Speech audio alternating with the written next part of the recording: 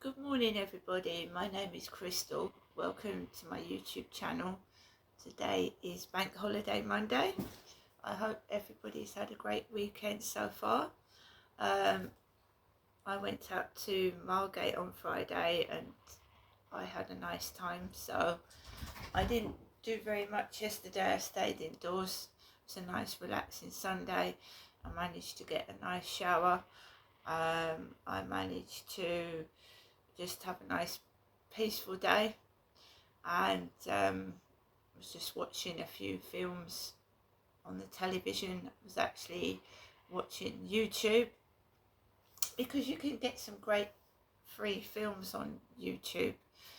I watched a really funny film on Saturday night, and it's amazing how the power of laughter can make you not only feel good, but it can cancel out negative negative things that are going on. So basically I just was laughing my head off, and it just makes you feel better, doesn't it? So yeah, I would say laughter is therapy.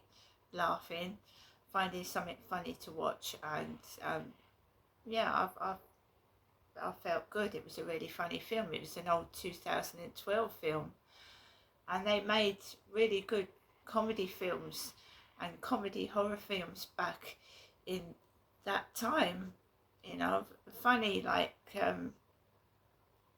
mocking real horror films, but it's really hilarious, and I was laughing my head off, and that made me feel better. So when I felt like being cross and angry and upset, I found a funny film to watch, but I didn't intentionally find that film thinking it was funny. I'd never actually watched it before in 2012, so it was new to me as well, and it was so hilarious. And back in the day, you could get away with things like that. You couldn't get away with it now. It was so funny. It was funny. So I watched that, and that was Saturday. Yesterday, I took Max out for a walk in the morning, and it was too hot during the afternoon. It was 25 degrees, and I thought, no, I'm not taking Max out in that heat. So I put the telly on and I started watching videos about London, the the bad parts of London, which is the worst places to live in London. So I was watching videos about that, and this bloke stayed in a hotel, and he said it was like a coffin. You booked it online, and you didn't even meet anybody. You just got a code for the door, and it was just like in a box, in a coffin. You got your bed, you got your blanket, you got your towel, and that was it. But if you just wanted somewhere to sleep, then for the price in London, it was good. So I watched videos about London.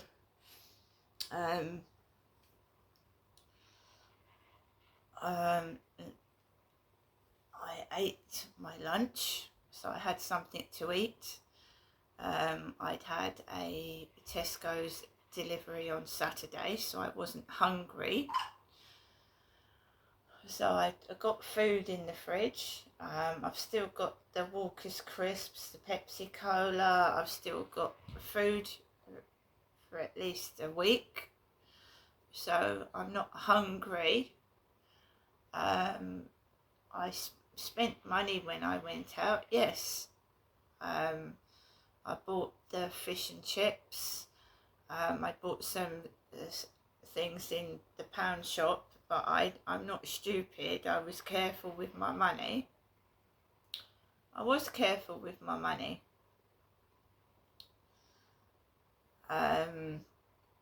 So I knew you can't go out every single day and spend loads of money. It's once every so often. You've got to learn to be careful with money, otherwise you're going to find yourself in trouble.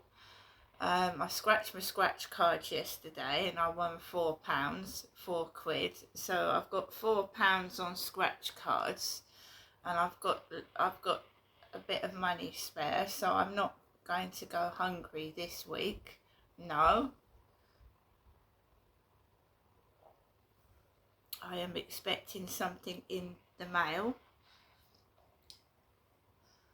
I hope things are going to change. I really do. I can't go on living like this. It's not healthy. It's not good for my mental health. And when you have problems with your mental health and you get stressed, you start to get physical health problems. So I can't go on living like this. It just never, it's just not healthy. So we're going to get things sorted, and I did say that I want to move out of here by Christmas, or at the latest February, March next year, because I just cannot stand this way of life anymore. It's like I'm being controlled, manipulated, and I just have to move out. I cannot live like this. I love the area, I love the cathedral, I love the castle, I love where I walk my dog. The flat is lovely, but I'm not being manipulated by neighbours and controlled, and never knowing one day to the next whether you're going to get some sleep, you're not, whether you can sit down in peace and quiet or you can't. I don't go out on my balcony. And it's not because I'm scared of the neighbours, I just don't want the hassle. So I used to sit out I haven't been able to sit out on my balcony properly since I moved into the building. Now if I stay indoors and I don't go onto my balcony, then there's not so much noise. If I sit on my balcony, then you get the dogs barking, you get all the noise nuisance and the harassment. I don't want it. I actually went on my balcony yesterday to put some washing out, my towels, because I had a shower. I had a shower and I put all my towels out on the balcony, but it's happened in every accommodation. I was in a woman's safe house, and every time I went to sit out in the garden, there was trouble. And I was pregnant with my 4th child in a woman's safe house many, many years ago in Gloucestershire. And I don't know what it is, why it happens, but it was a lot worse up there than it is down here, I must admit. So I was pregnant. I wasn't fat, I was pregnant. And I went out into the safe house garden, and every time I went out into the garden there was drama. One of the neighbours upstairs threw a bowl of water out of the window and I was underneath it. I'm not joking. So I'd be stood in the little garden yard. It wasn't much of a garden, but it was a shared garden between all the women that are supposed to have been abused, like in domestic violence homes. And these women used to have men in there. They used to have men come back, and there would be arguments, screaming, things thrown out of the window. And that was supposed to be a domestic violence refuge that I was living in, and I was absolutely terrified living in there. There'd be screaming, arguments. The woman above me would bring men back. There would be fights. There would be things thrown out of the window. And that was supposed to be a woman's safe haven, a refuge for someone to go back to. And it wasn't. It was bloody scary. It was frightening. So I used to go into the garden, and I told you, somebody threw a bowl of water out of the window. I sat in the garden. The woman had come out in her bikini upstairs. She'd have men in the garden. It was supposed to be a woman's refuge, by the way. No that sort of thing going on. So she'd be sat there in a thong bikini with her fella, and I'd be sat there. I was pregnant, for goodness sake. I just wanted to sit in the garden. In the garden, there was a plastic castle for women who had their children. I didn't. For women who had their children in that refuge, there was a plastic castle in the garden, like a princess castle. There was a princess castle in that refuge in the garden, but I couldn't use any of it. I think my children came back to the refuge once to visit me, and that was it. It was awful times. It was terrible. I was scared. I was scared every day in that refuge. I hated it. Just hated it.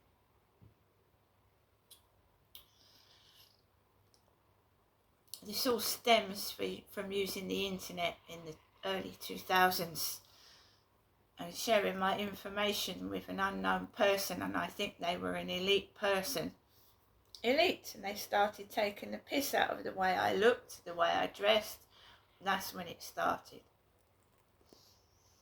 And I think I was corresponding and talking to an elite, somebody that was high up. That's what I think. I can't prove it because I don't know who it was, do I? That I was speaking to that's done this to me. Caged me. I haven't got any freedom. You think I've got freedom when I go outside. These people that appear, they're just weird. And the things they do and the things they're saying, they're just strange. So that was life. That was what life was like for me in 2004 to 2008 before I came down to stay with my parents in Chatham.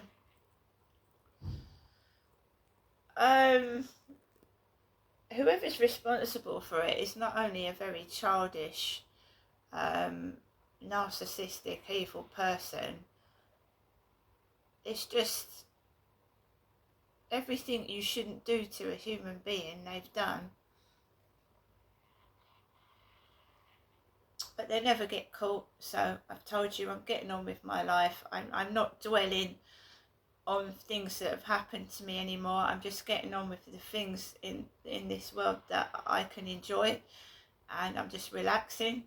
I do feel very sore from Friday. I've got a sore shoulder from carrying a bag around, partly because I bought this heavy beaver in the pound shop in Margate, and I don't go to the pound shop a lot anymore. The nearest pound shop is in Chatham or Strood, and I really don't go out because I've been having this trouble with the neighbours, and I just feel like I don't want to go out. So when I went to Margate, I made full use of going into the pound shop, and I ended up with this lovely little beaver, but it weighs a ton. No wonder I've got a sore shoulder. I've just picked up some bits and pieces like for the home, knives, forks and a couple of bowls and things that I needed. Yeah, so my son WhatsApped me last night, my son did, and they started to get noisy next door and upstairs. So every time my son WhatsApps me and says, I hope you're well, a racket starts. A noise racket from the neighbours starts happening. And so if my son texts at 9 o'clock at night or 10 just before I go to bed, then a racket starts for some reason. And it's always, I hope you're well, hope you're okay, and then bang, bang, bang, wallop, wallop, wallop. And it makes me feel ill. So it happened last night and I just ignored it. I'm ignoring it, and some of it is quite horrible, You sat there and bonk, bang. It's really quite horrible. I've been living like this for nearly 5 years now, and I'm sick of it, but I'm thinking, right, let's keep quiet, let's not dramatise it, let's not talk about it, let's just carry on with our life. Because these people are narcissists. They want you to talk about them. That's what they thrive on. And if you stay silent, right, if you stay silent and you don't tell everybody at that time what's happening, then they've got nothing to do you know what I mean? You're not feeding their negative energy. You're not feeding it. So what I have been doing is doing videos saying, oh, they've done this and they've done that, and they might be going down the videos, they might be listening, and then it gets worse. So if you don't feed it, and they've got nothing to feed on. You see what I'm saying? And it is difficult, especially when some of the noise is horrific, right? So we know that the housing aren't going to do anything. We know the police ain't going to do anything, right? So I've got to look after myself, basically. If I see somebody walking about with a loose dog and it's near my bare legs, I've got to deal with it, because I don't want to get to the point where I'm going to get scratched or bitten by a dog, as the police told me, which is absolute crap. So I have to protect myself, so I've got a whistle. I've got my legs. I run like the fucking clappers. Do you know what I mean? We know they're not going to do anything. So last night, my son said to me that he's been trying to get me some help. Vince Maple has been taken over by somebody. So, yes, me and my son are working in the background. So these neighbours and these people that think they've got away with it, and these people that think they're going to continue to bully, harass and intimidate me, well, they're not. Because my son said he wasn't going to stop helping me until I've got out of this place. Right? So he got contacted by a counsellor last night. A counsellor, yeah, and I said it's unusual to get contacted on a Sunday, but he's got contacted by a counsellor, and they're going to help. They helped last time.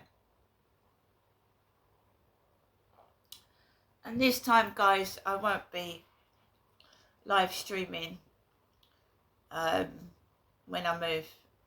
I'm not going to obviously tell people where the area is, and I'm not going to live stream around it, but obviously, you know, I'll still do odd videos now and then, but I can live stream from inside the building, but I'm not going to go outside and divulge where it is.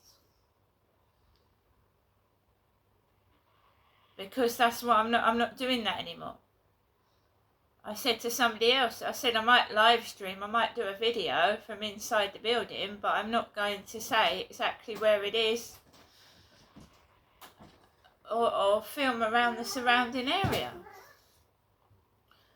But when I was just trying to be friendly to people, to show where I lived, and some people decided to be hateful and spiteful, so I don't want that to happen again.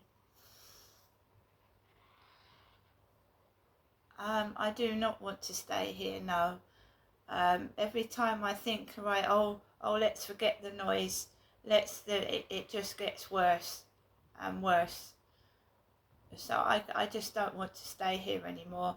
And then, because you're still getting all the crap, they're dressing up like the bloke upstairs, they're trying to intimidate me. I'm not frightened of him at all. I'm not scared of him, no. So all those things hopefully will disappear when I move, because I won't be talking about it, will I? I'll be talking about, hopefully, positive, happy things, moving to a new place, and that stage of will be over. He won't get talked about. Hopefully I'll never see that guy and his kids again, or that couple with the dog, or those people next door that are walking a cat near my front door. Hopefully I won't have to see any of that again, because I don't want to. Part of it is my mother. And my mother called me last night, and I thought, right, I'll answer the phone. But I'm not going to have a great long conversation with you, because I don't want to. So picked up the phone. Hello, Mum. She said hello. And she said, oh, we won't talk too much. We'll keep on the straight and narrow. And straight, that means keeping out of police custody. And I'm not a criminal. And after she spoke to me, put the phone down, load of what sound like police car sirens started going off. That's all she said to me. She has to speak in a strange manner, in a scripted code and a script. Oh, we'll keep on the straight and narrow, shall we? Which means keeping out of the law, out of the arms of the law. The straight and narrow, keeping out of prison. And what is she talking about? Even with a minute's phone conversation, she still manages to fuck with your head. Do you know what I mean? Get inside your head and fuck with it. Just for a minute. With her scripted talk. I hadn't spoken to her for a day, so I hadn't spoken to her since I came back in the taxi. And she's just all happy, wasn't worried, nothing. Nothing. She's as cold as ice, my mother. Cold as ice.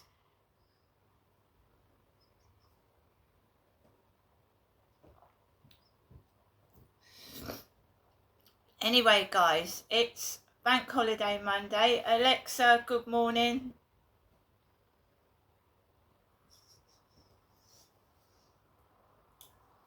So, right, it's Bank Holiday Monday. I hope you guys have a great day. The time is 8:19. It's 19 minutes past 8 on Monday, the 25th of August. Enjoy your bank holiday, guys. I hope everyone has a great day, and yeah, let's hope better things are ahead. See you later.